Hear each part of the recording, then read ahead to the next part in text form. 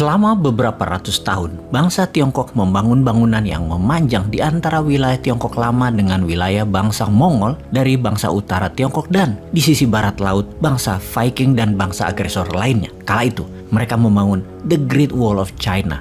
Mengapa dan untuk apa mereka membangun tembok masif tersebut? Secara diplomasi, pembangunan itu untuk melindungi bangsa Tiongkok. Suku Han yang merupakan 94% bangsa Tiongkok harus dilindungi. Juga, tembok Cina itu untuk mengendalikan rakyat Tiongkok di dalamnya agar taat dan patuh serta steril dari pengaruh buruk bangsa lain. Membangun tembok Cina itu penuh dengan darah tertumpah, kerja paksa dari para petani, para budak, dan tahanan orang-orang yang memberontak yang mengerjakannya di bawah kendali militer yang bengis atas nama untuk kemakmuran dan keamanan Tiongkok. Inilah awal dari tradisi yang bertahan ribuan tahun di Tiongkok. Setiap raja baru, dinasti baru, selalu menambahkan panjang tembok tersebut selama hampir 1000 tahun menggunakan cara yang sama, yang kejam secara tirani. Saat ini Tiongkok punya emperor atau maharaja yang bernama Xi Jinping juga melakukan hal yang sama dengan membangun narasi melanjutkan pembangunan tembok Cina dalam tanda kutip. Juga dengan kampanye yang sama dengan raja-raja Tiongkok pembangunan tembok Cina sebelumnya, kemakmuran bagi rakyat Tiongkok. Tembok Cina yang baru bernama BRI atau obor. Kita akan bahas lebih dalam lagi untuk pemahaman bernegara agar yang baik kita tiru, yang tidak cocok kita buang, dan pastinya kebijakan sebuah negara tidak boleh jadi kebijakan dalam negeri negara Indonesia. Tidak boleh ada lagi yang membuat Indonesia menjadi tergantung, tidak berdaulat pada negara lain. Video narasi tentang impian Xi Jinping ini disponsori oleh Dinaran, tempat Anda menyimpan emas Anda dan melindungi aset Anda dengan emas. Download aplikasi Dinaran di Google Store dan Apple Store. Segera amankan aset Anda di masa VUCA ketidakpastian agar punya nilai lindung. Kita lanjut. Demi membuat negara kuat, pemerintah Tiongkok melakukan hal yang tidak pernah bisa dilakukan di negara demokrasi, yaitu mengendalikan perusahaan swasta dan merubah ulang aturan pendidikan, bisnis, hiburan sebagai bagian dari New Great Wall of China yang dulu adalah tembok fisik, sekarang adalah tembok mindset. Pertama, membuat Ant Group 1 tahun yang lalu, holding company dari Alibaba, kalau disamakan ibarat Alphabet holdingnya Google, tidak boleh melantai di bursa. Ant Group untuk IPO senilai 37 billion US dollar, tidak boleh. Pemilik Ant Group sejak 1 tahun yang lalu juga hilang, tidak nongol lagi, tidak berkicau lagi kawan kita itu sekarang. Namanya Jack Ma. Selama 3 bulan, Jack Ma tidak diketahui di mana dirinya, bahkan keluarganya pun tidak mengetahui di mana keberadaannya selama 3 bulan di awalnya. Kemudian pemerintah Tiongkok mengambil alih perusahaan Giant Tech senilai 1 triliun dolar dan menghapus dari bursa saham. Kemudian perusahaan terbesar online transportation di Tiongkok, Didi, dihapus dari toko aplikasi online. Semua App Store menghapus Didi. Kemudian dilanjutkan menutup aplikasi pendidikan online seperti Ruang Gurunya di Indonesia. Melarang aplikasi pendidikan senilai 120 billion US dollar tersebut. Xi Jinping berencana merubah kurikulum pendidikan Tiongkok. Tidak seperti ala barat sesuai aplikasi pendidikan terbesar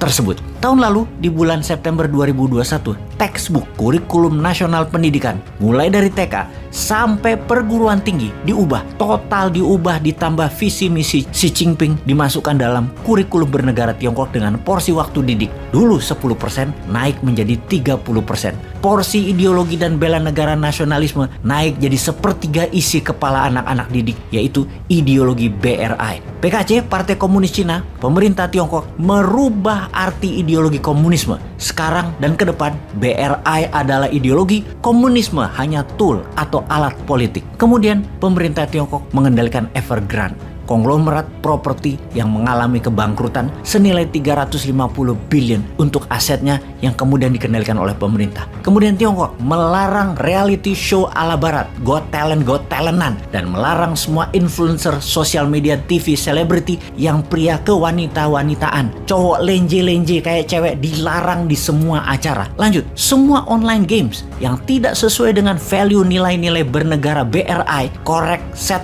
of value diubah suai atau dihapus kalau tidak mau berubah, dan online game asing dilarang di Tiongkok sejak bulan November 2021.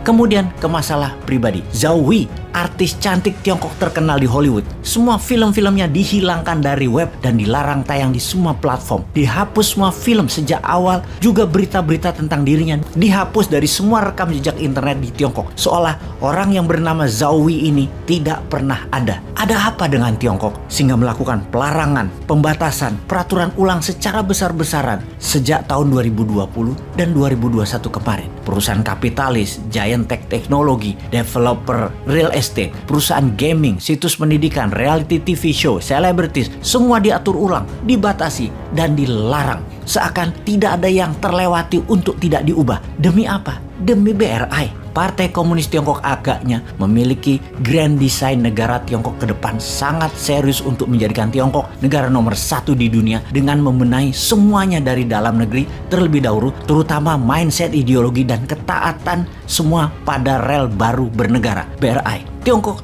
membuat peta baru, batasan baru, aturan baru dalam tata kehidupan di Tiongkok. Hal ini semua demi apa? Menutupi keparnoan seorang Xi Jinping yang menyebut dirinya the savior of China, atau memang bernegara Tiongkok memiliki rencana besar untuk menjadi raja dunia yang baru?